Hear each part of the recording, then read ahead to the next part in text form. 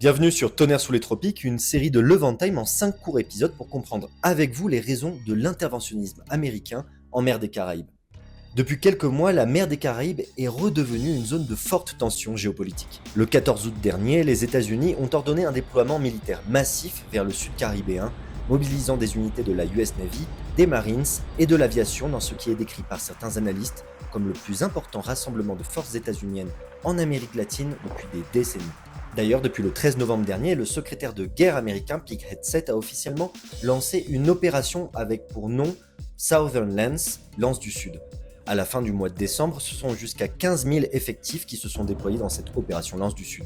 Entre autres, on compte un groupe aéronaval autour du porte-avions USS Gerald R. Ford, le plus grand du monde, ainsi qu'un sous-marin nucléaire. D'ailleurs, petit détail, l'USS Ford était auparavant déployé en Méditerranée orientale dû aux différents conflits au Levant depuis 2023. Officiellement, le président des États-Unis, Donald Trump, affirme que cette mobilisation répond à une priorité, combattre les cartels de drogue et les organisations qualifiées de narco-terroristes qui opèrent dans l'hémisphère occidental. Mais du côté de Caracas au Venezuela, le gouvernement de Nicolás Maduro dénonce toutes ces manœuvres comme étant une pression exercée contre son gouvernement afin qu'il y ait un changement de régime au Venezuela, chose que jusqu'à maintenant l'administration Trump a toujours niée.